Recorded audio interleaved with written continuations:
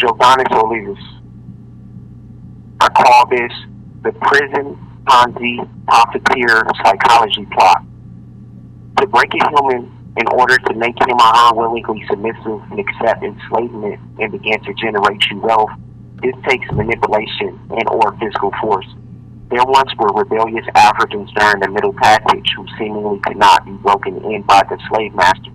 Particularly stubborn Africans impervious to the torture and brute force placed upon them, oblivious to the pain caused by wounds accumulated during beatings. Puzzled in not knowing how to solve this problematic situation caused by the unwilling slave accepting to be enslaved, the slave master called in a specialist, European psychologists who had truly mastered this art of breaking the most rebellious of Africans. Many of these great psychologists were in the Caribbean, so this is where these Africans were sent to, particularly Jamaica. On a Jamaican plantation, these European experts applied their manipulative tactics of mental warfare. Sometimes these Africans still were not broken in by these renowned psychologists, and of course, then put to death because of his or her rebellious nature, but still many survive. Some say this is why Jamaicans are still, even to this day, rebellious and keep a strong grip to their African heritage. One group of these rebellious Africans were the Maroons, Latin for wild and untamed. This call and your telephone number will be monitored and recorded. Who were runaway slaves in Jamaica, who ran away and fortified themselves in the mountains and battled the British, who sought to recapture them and enslaved them all over again. One renowned slave master psychologist from the Caribbean was Willie Lynch, who many slave masters derived their enslavement philosophy from.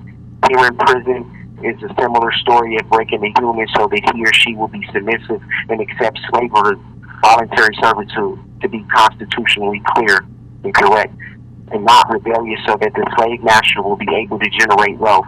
The same tactics were applied back then, manipulation and physical force. Psychological warfare is the most effective, just like the good old days. And if you can't be broken in here and are too much of a threat, yes, you will be put to death eventually also.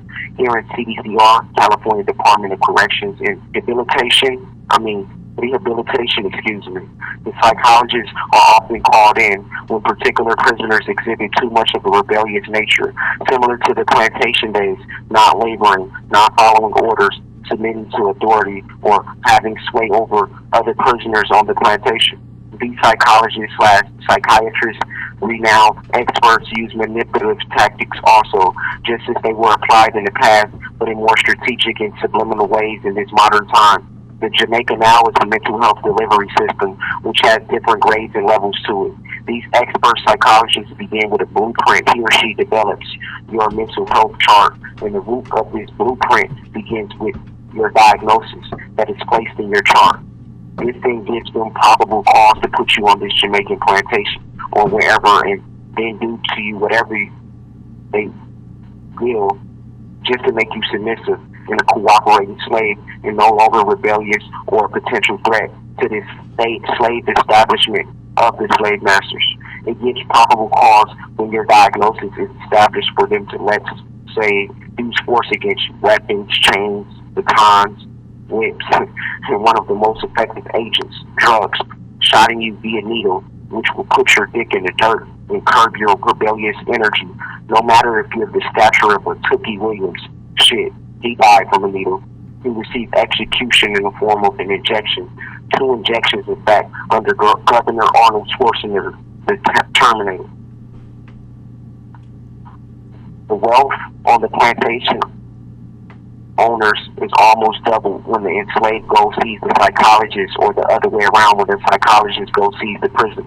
The value of this prisoner is about $100,000 annually once he or she is diagnosed with problems on behalf of the psych doctor, thus for now being a part of the mental health delivery system.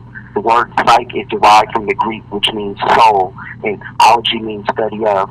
The fathers of psychology are the Greeks, which modern-day psychologists derive their philosophy from. It is a known fact that many of these Greek philosophers, such as Plato, believed that the superiors in the land should ruled and enslaved the inferiors in the land. Actually, slavery in America is sparked by the philosophy of many studies of ancient psychologists, sociologists, who classified who was superior or inferior, justifying who were fit to be enslaved. Ibram X. Kendi has a great book on this subject, Stamped from the Beginning, exposing how books that were written before and around the Middle Passage that had great influence on many European slave owners. Many of the prescribed drugs on behalf of the mental health delivery system here in prison, side effects are ones that target your reproductive system, which vary from being sterile or having erectile dysfunction. Some meds such as Zyprexa increases estrogen in males, causing them to grow breasts. 90% of the available meds for those in the mental health delivery system are those that can cause reproductive harm. Some of us are put on these meds involuntarily through the court system, court-order medication, which is prompted by a psychiatrist if you exhibit any behavior of not being submissive.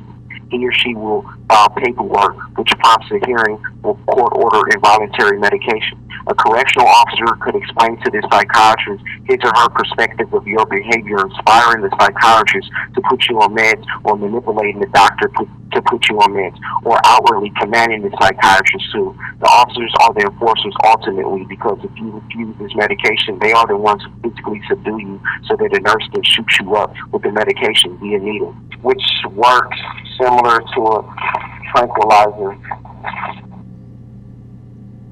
These correctional officers and their hierarchy ultimately are the henchmen.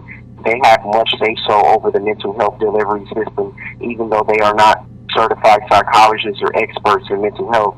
So therefore, the whole prison mental health delivery system is tainted.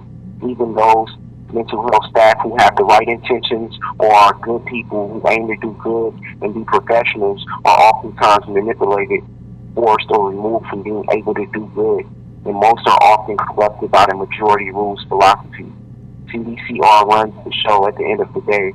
If the prison mental health delivery system could fully function on its own over the prisoners in the system of the mental health and who authentically deal with mental health issues, these prisoners will be treated as patients versus animals. Psychology, as I said, origin is Greek for study of the soul, which is spiritual in essence. But the example here that is shown in this book is everything but spiritual and righteous seemingly. But maybe it is the study of the soul only to be placed in hell, purgatory, and the overseers are the correctional officers. But either way, this is a big scheme. This is why I call it the prison Ponzi Profiteer psychology plot. It's sure taxpayer dollars is funding. Get smart. Thank you.